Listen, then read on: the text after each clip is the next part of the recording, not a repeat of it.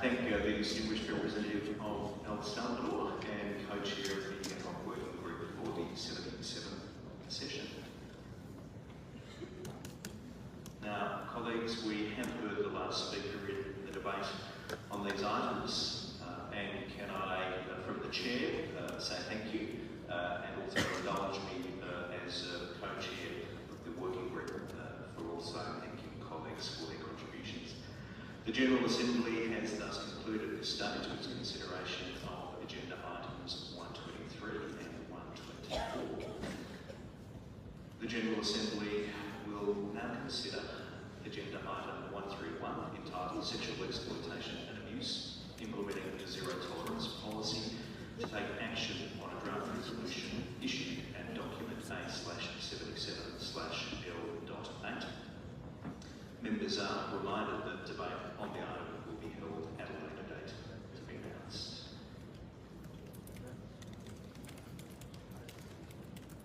I now give the floor to the distinguished representative of Sierra Leone to introduce draft resolution A/77/L.8. Ms. Fatima Maada Bio, Firstlady of Sierra Leone.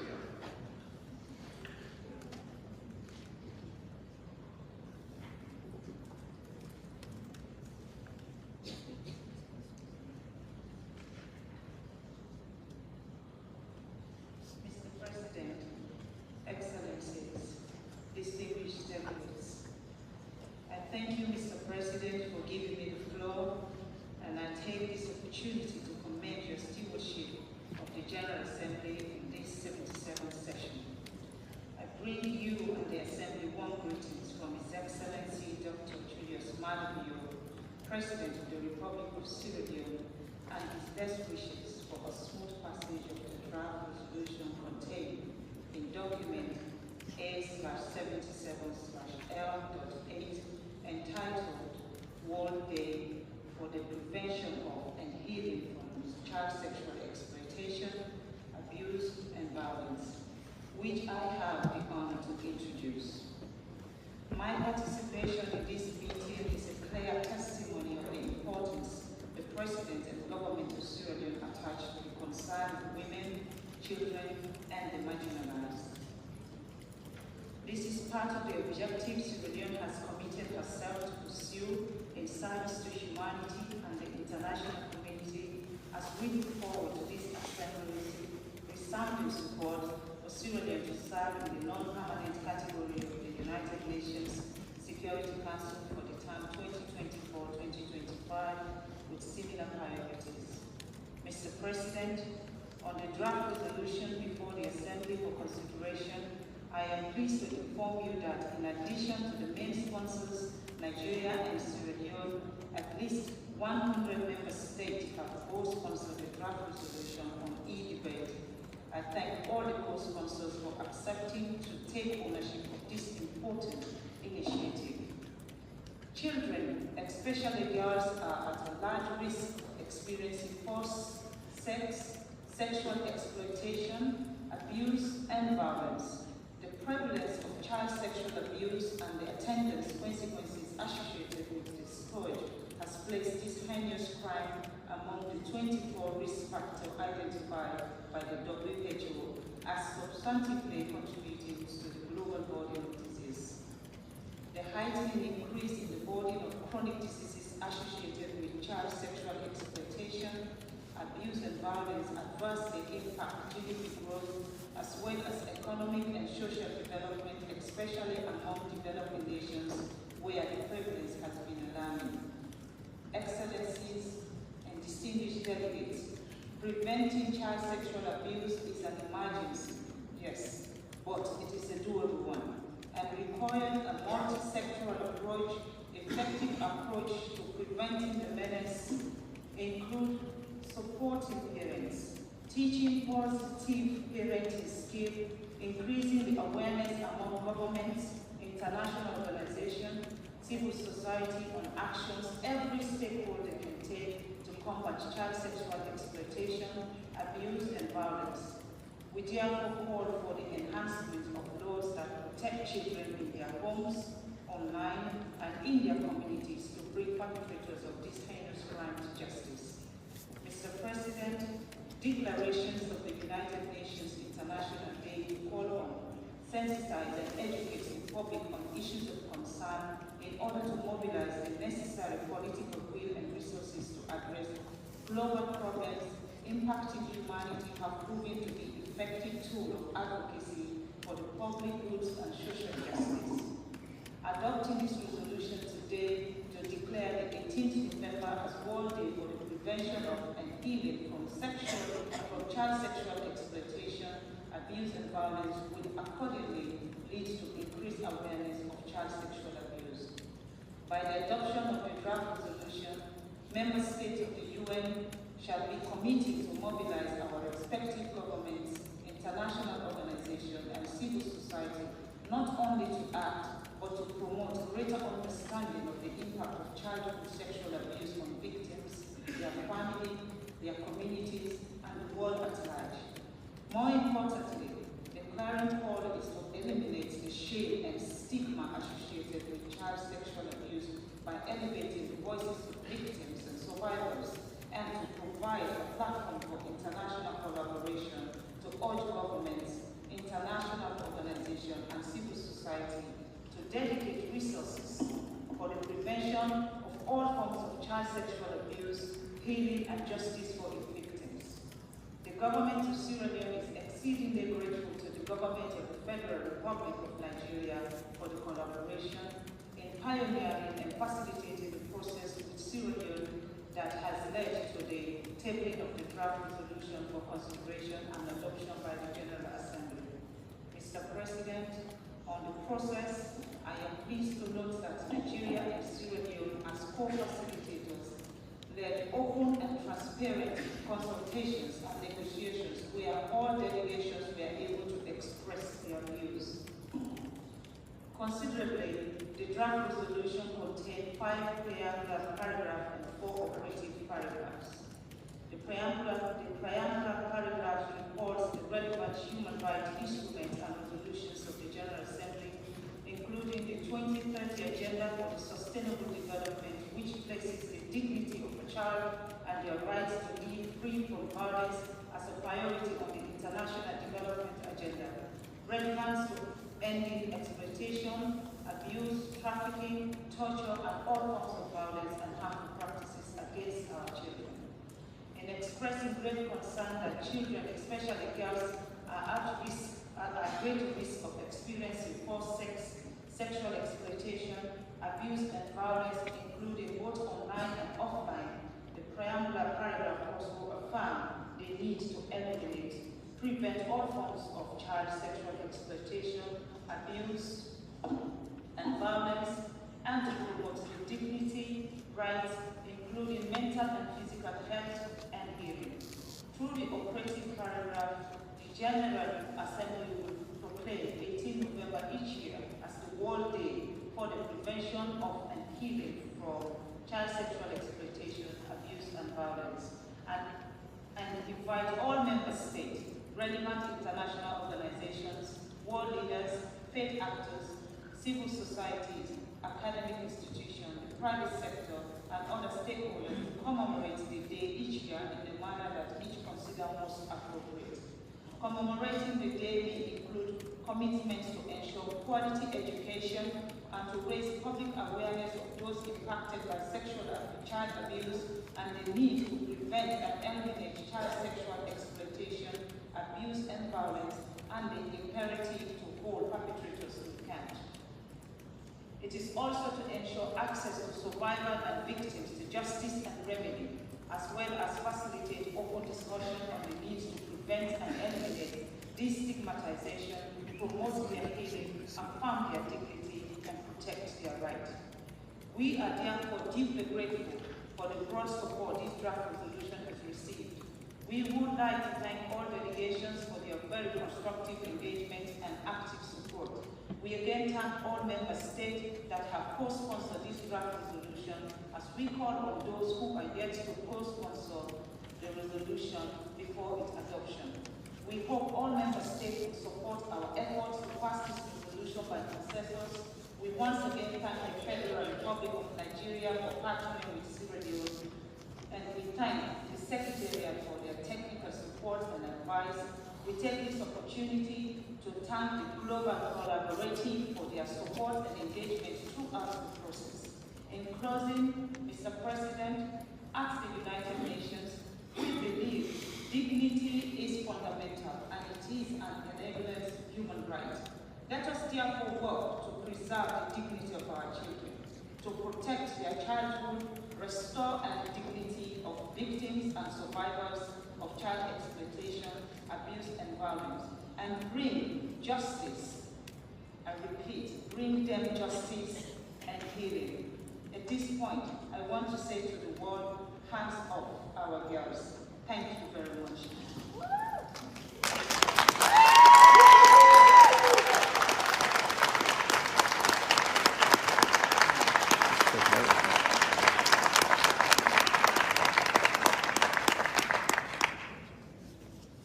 I thank the distinguished representative for Sierra Leone.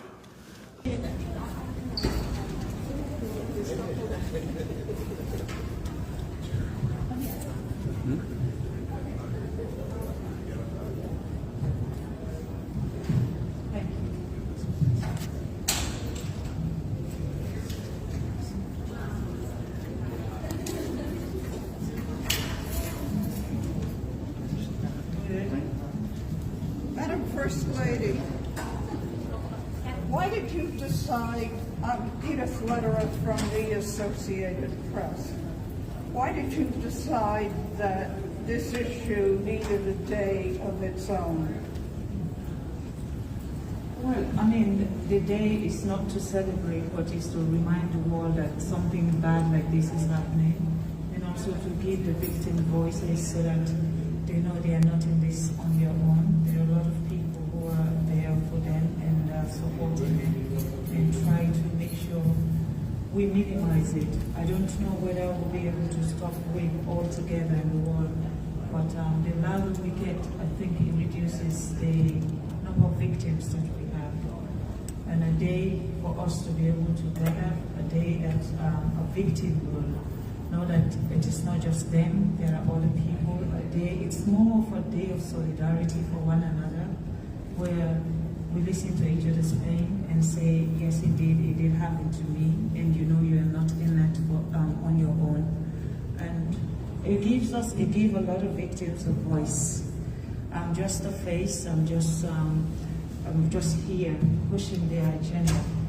I am not a victim of rape, but I am a victim of early marriage. So I understand indirectly for me, I keep saying early marriage is a legalized form of rape. So I believe that the victims, they all have the same story, because when someone violates your body without your consent, that is a crime, and it's taking your human right away from you. So November 18 will be a day that we will gather and we will scream together and say, you're not going to bring us down, we're still surviving and we will leave. If you think you have finished us, no, you haven't. What kind of activities would you like to see the countries, the members of the United Nations undertake on this day? I think it's more about giving, every government should be able to talk about rape, especially where the continent I come from, Africa. People don't want to talk about rape, and it's a very big issue. So if you have a day like this and then you have a lot of people who are willing to come forward, I think they should be allowed. Why do we celebrate freedom of speech if I'm not allowed to say what was done to me? So the November 18 would be a day that will give victims the voices, and I think every government should be able to support. If we're practicing democracy in our countries, every government should be able to support November 18 and allow victims to come out and talk about their ordeal. Sometimes even just talking is healing, so giving them that freedom to talk. And I think also government should be able to support programs like that. Government should be able to support educational programs that will also help so that we don't have victims, so that kids will see the signs of when somebody wants to rape them, because sometimes there are signs, sometimes you don't get the signs, and sometimes kids don't even understand. that what was done to them was wrong. So we will have that opportunity to educate the young generation for them to be able to identify signs of rape, and then, God forbid, if it happens, what they need to do. I think that day will help us do that. You've got a lot of support for this resolution. There are a whole lot of names for it. How do you feel about the fact that it was adopted by consensus with significant support from the UN member nations? I think the United Nations has been engulfed in bad news, and then we want to give good news to the world. The whole world knows this is bad. Rape is bad. And I think the whole world is standing in solidarity to say enough is enough. And this is a clear demonstration in this hall today to say we're not having this anymore. So we just, what can we say? We say thank you to the United Nations, because the world is United Nations. So we want to say thank you.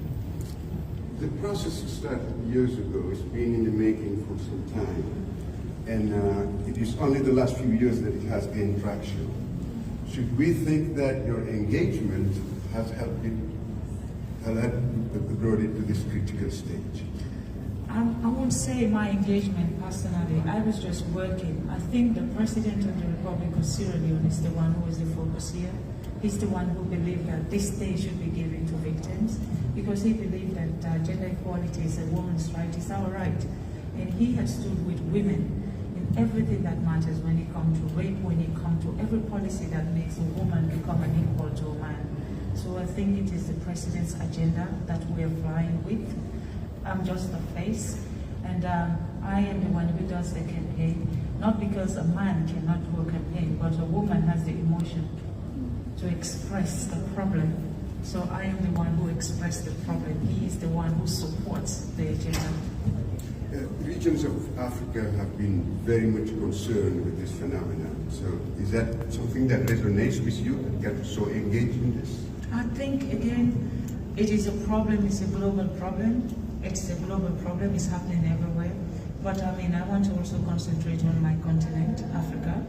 And together, there are a whole lot of people doing the same thing. If we all connect, and then we are all speaking from the same hymn sheet, the world will continue to listen to us. But I think that the West have actually managed to talk about it for a very long time. The West have been talking about it. They're not ashamed to talk about it. While in Africa, we've been covering things up. We've been covering things up for so long. And now this generation are saying, we are not having this anymore. And when a woman is in front, challenging something as heinous as rape, you are a victim of everything bad. They come after you from all angles. And that is where I stand to say, I am not scared of you.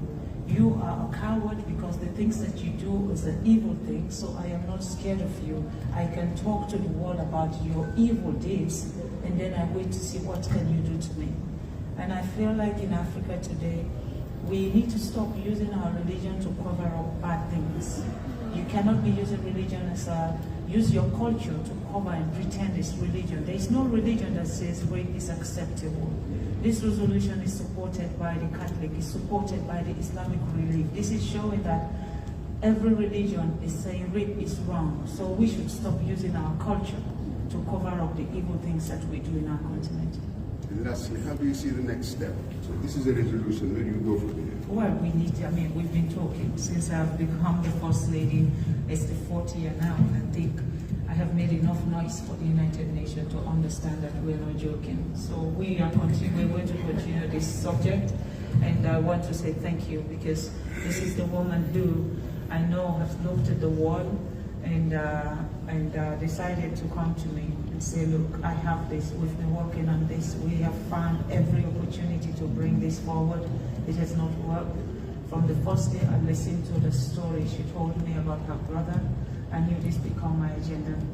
And I want to say thank you to Jennifer for making this my agenda and for making sure that the world hear. And of course, our permanent rep here, Madam Fida, Dr. Kanu, They have worked, basically this has been a resolution to see this is the only job they have, but now you have a new job. We need to get you to the Security Council. Please, we've got this one. Now your job is to make sure His Excellency become the next person that sits as the non-permanent member of the Security Council. Thank you.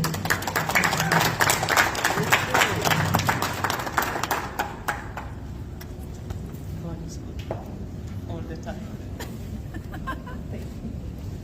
Thank you. Thank you. Do you guys want statements from anybody else? Thank you so much. We have survivors.